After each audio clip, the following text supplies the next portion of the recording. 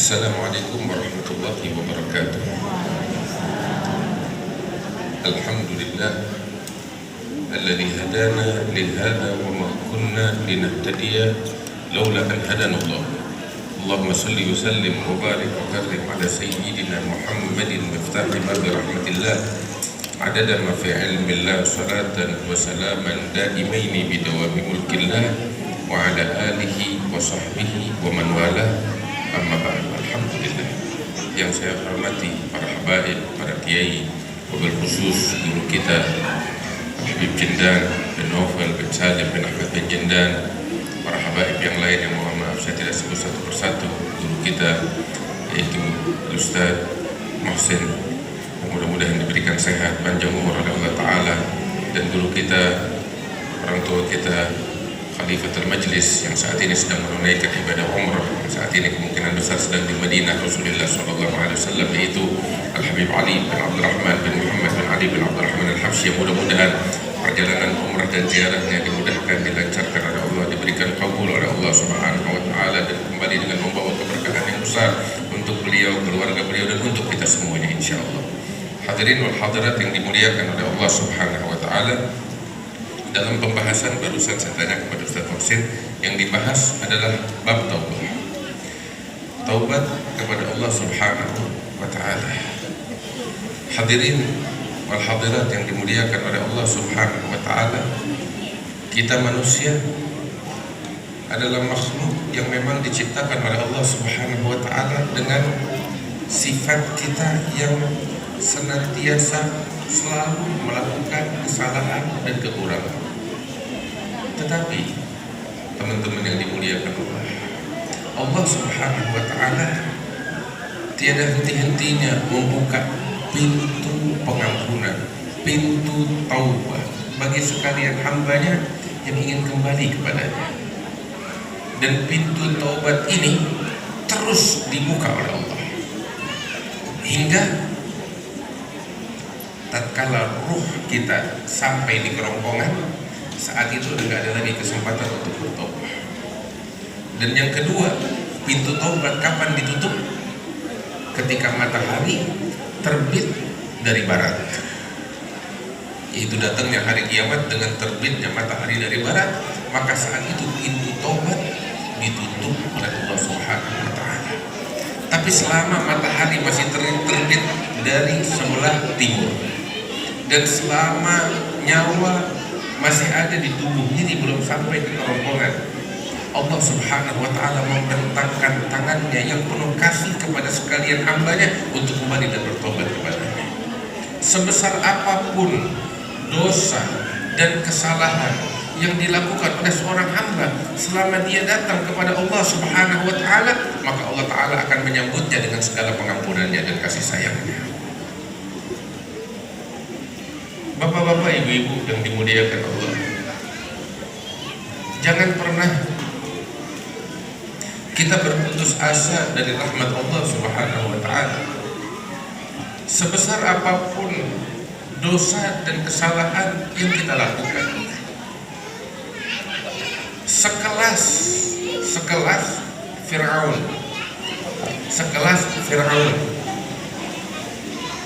yang memang begitu dahsyat dosa yang dia lakukan hingga dia mengaku dirinya sebagai Tuhan, ana rabbukumul a'la.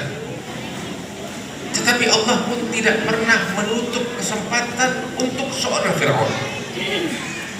Kalau bukan karena kasih sayang Allah kepada sekalian hambanya, dan kalau bukan karena kasih sayang yang besar dari Allah bahkan untuk seorang Fir'aun, tidak akan Allah mengutus seorang Nabi Musa dan Harun untuk mengajak Fir'aun kembali kepada Allah Subhanahu wa Ta'ala. Tetapi karena Allah membuka pintunya kepada siapapun, sekalipun itu kepada Fir'aun, Allah utus Nabi Musa yang agung, Nabi Harun yang agung untuk mengajak Fir'aun kembali kepada Allah Subhanahu wa Ta'ala. Tetapi sekalipun demikian, hidayat di tangan Allah Subhanahu wa Ta'ala, tetapi lihat, peluang itu diberikan oleh Allah kepada seorang Fir'aun. Bahkan iblis pun yang membangkang ketika meminta kepada Allah Allah Subhanahu wa ta'ala peluang, kesempatan, maka diberikan kesempatan dan peluang itu. Andirni ila yaumi yub'atsun, berikan saya waktu sampai hari kiamat. Innaka minal munzirin, kata Allah, kamu diberikan kesempatan itu sampai hari kiamat. Tapi dia tidak memanfaatkan peluang yang Allah berikan sehingga dibinasakan oleh Allah Subhanahu wa ta'ala. Tetapi intinya adalah peluang untuk bertobat senantiasa dibuka oleh Allah kepada siapapun. Itulah kasih sayang Allah Subhanahu wa ta'ala. Bahkan di dalam ayat Al-Quran Allah Subhanahu wa ta'ala mengatakan, qul ya ibadiyalladzina asrafu ala anfusihim la taqnatu min rahmatillah innallaha yaghfiru dzunuba jami'an. Allah Ta'ala mengatakan, katakan, wahai hamba-hambaku yang telah melampaui batasnya di dalam kemaksiatan. Teman-teman, yang bilang melampaui batas bukan saya. Kita suka lihat di rumah anak-anak kita masih bocah, ada kakak berantem, ya adiknya ganggu, kakaknya ganggu, ntar tuh anak ngeluh begitu, bilang apa, ini kakak udah kelewat batas di mata bocah, tapi di mata kita itu hal yang wajar, iya kan? Si anak udah kesel nih sama kakaknya digangguin terus, padahal kakaknya bercanda. Bapak, abah, ini kakak dulu kurang ajar, lewat batas, dia nangis-nangis. Kita melihat, kita tertawa, kita senyum, karena hal yang wajar, bukan lewat batas. Nah kita pun ketika melihat orang, kita melihat orang, oh ini udah kelewat batas. Masing-masing kalimat melampaui batas itu sesuai dengan versi dan kadarnya. Tapi bayangin, dalam ayat ini yang mengatakan kelewat batas itu bukan saya, bukan anak kecil, tapi Allah Ta'ala. Artinya dia udah betul-betul udah full kelewat batas di dalam kemaksiatan. Yang bilang Allah. Allah katakan, bilang kepada hamba-hambaku yang telah melampaui batas. Nggak ada apa-apanya kita tuh. Sebesar apapun maksiat yang kita lakukan, belum masuk dalam kategori itu tuh. Ketika Allah bilang melampaui batas, ini untuk orang-orang yang udah kelas kakap ini, udah parah, sampai Allah bilang dia kelewat batas.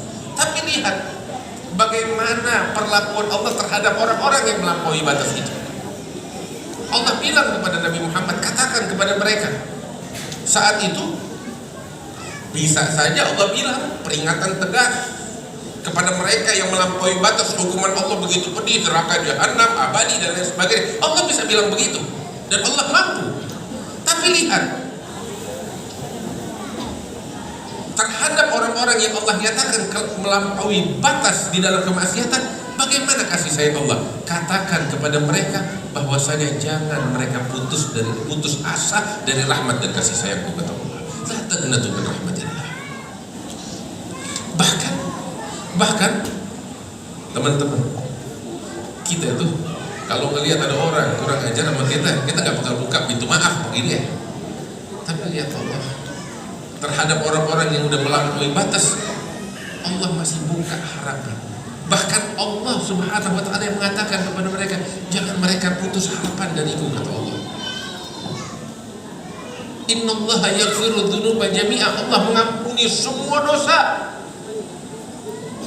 Hanya saja kalian datang kepadaku, minta kepadaku ampunanku, aku ampuni dosa-dosa kalian, kata Allah Subhanahu wa ta'ala. Terus yang menarik tahu teman-teman yang dimuliakan Allah, dalam ayat itu kalau kita faham betul, itu orang-orang yang telah melampaui batas, bagaimana Allah bersikap kepada mereka dengan penuh kasih. Allah nisbahkan mereka itu kepada dirinya, hamba-hambaku, kata Allah. Enggak diusir oleh Allah dari lingkaran hambanya, enggak diusir oleh Allah Ta'ala dari lingkaran hamba-hamba yang dikasihinya, yang dirahmatinya. Allah bilang, katakan kepada hamba-hambaku yang bagaimana, yang telah melampaui batas. Mereka melampaui batas, ya Allah, mereka tetap hambamu, mereka hambamu yang aku kasih. Katakan kepada mereka bahwasanya aku mengampuni dosa-dosa. Teman-teman, setelah ini semua Layakkah kita berpaling dari Allah? Setelah ajakan yang agung ini, layakkah kita berpaling dari Allah Subhanahu wa Ta'ala yang maha besar kasih sayangnya? Mungkin beberapa dari kita bilang, Habib, saya mau bertobat dari dosa-dosa saya, tapi saya manusia. Sekarang saya bertobat, besok saya terjerumus lagi. Sekarang saya bertobat, besok saya terjerumus lagi. Katakan, sekalipun kamu sekarang bertobat, besok terjerumus lagi, jangan kamu berhenti bertobat kepada Allah. Ada dalam Sahih Al-Bukhari itu. Berapa waktu lalu saya sampaikan di sini juga. Allah bilang kepada malaikat ketika seorang hamba bikin dosa, minta ampun sama Allah. Allah bilang sama malaikatnya, lihat wahai malaikat, alima abdi anna lahu rabb yaghfiru dzamba wa ya'khudhu bidzambi. Hamba sadar kalau dia punya Tuhan yang mampu mengampuni dosa dan mampu menghukum atas dosa, maka itu dia bertobat kepadaku, minta ampun. Allah bilang sama malaikatnya, persaksikan, ini hamba, aku ampuni dosanya. Baru diampunin berapa menit, bikin dosa yang sama lagi. Gak lama dia datang lagi kepada Tuhan, ya Rabb, aku nafsu dzamba, saya bikin dosa, faghfirli, ampunin saya. Maka Allah lihat, dia masih sadar kalau dia punya Tuhan yang mampu mengampuni dosa dan menghukum atas dosa. Maka itu dia balik kepada, wahai malaikat, persaksikan, aku ampuni dosa-dosanya. Datang lagi, baru diampunin bikin dosa, datang lagi sama Allah, ya Rabb, saya bikin dosa lagi, maafin saya. Allah bilang sama malaikat, ya Rabb, wahai malaikat, lihat, dia masih sadar. Malaikat bilang, ya Rabb, mau sampai kapan? Ini gak henti-hentinya dia ini. Mau sampai kapan? Allah Ta'ala bilang, selama dia datang ke pintuku, aku akan ampuni segala dosa hambaku, itu kata Allah Subhanahu wa Ta'ala. Selama dia masih mau datang, aku ampuni, kata Allah Subhanahu wa Ta'ala. Maka itu, teman-teman, ini pengampunan Allah. Ada hal penting yang harus kita petik dari sini. Selain ajakan untuk kita bertobat, tahu apa? Jangan pernah kita menyombongkan diri kita kepada siapapun, sekalipun terhadap pelaku maksiat. Tahu kenapa? Pelaku maksiat punya Tuhan yang maha pengampun. Dan alhamdulillah, Tuhan para pelaku maksiat Allah, bukan kita. Kalau kita akan menghakimi mereka. Tapi Tuhan mereka Allah yang kalau udah memaafkan, gak peduli lagi, gak mungkin lagi. Ya'fu wa la yubali. Dan Allah kalau udah memaafkan hambanya, hamba itu menjadi hamba yang dicintai oleh Allah Subhanahu wa Ta'ala. Jangan pernah kita menjudge orang lain. Jangan pernah kita merendahkan orang lain. Habib pelaku kemaksiatan kamu angkat dia dari kemaksiatannya. Jangan kamu rendahkan, jangan kamu hinakan. Jangan kamu meremehkan, menghinakan saudaramu dengan aib yang ada pada dirinya. Siapa tahu dia diperbaiki oleh Allah dan kamu dijerumuskan oleh Allah di dalam aib yang sama. Jangan pernah kamu bersombong.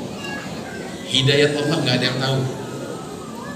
Hubungan antara seorang hamba dengan Allah gak ada yang tahu. Itu urusan mereka dengan Tuhan.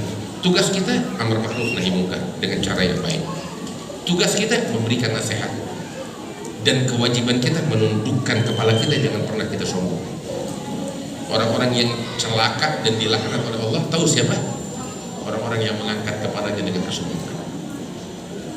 Tetapi sebaliknya, Allah lebih suka dengan tangisan, rintihan pelaku maksiat yang bertobat daripada senyuman orang-orang yang taat. Jangan pernah kita sombongkan diri kita. Yang Allah mau bukan melihat ibadah kita, tetapi melihat penghambaan diri kita kepada Allah Subhanahu wa Ta'ala. Karena itu, hadirin yang dimuliakan Allah Subhanahu wa Ta'ala, introspeksi diri kita. Setiap dosa, setiap kesalahan, siapa yang gak luput dari dosa? Kita semua berlumuran dosa itu. Sekalipun kita bertobat 1000 kali setiap hari, kita tetap berlumuran. Tapi yang Allah mau dari kita, terus menerus kita kembali kepada Dia. Terus menerus kita merujuk kepada Dia. Terus menerus kita beristighfar dan memohon ampunan dan bimbingan darinya, dan insya Allah segala pintu tobat dibuka oleh Allah Subhanahu wa Ta'ala. Mudah-mudahan Allah berkahi kita, Allah jadikan kita sebagai manusia-manusia yang bertakwa kepada Allah Subhanahu wa Ta'ala.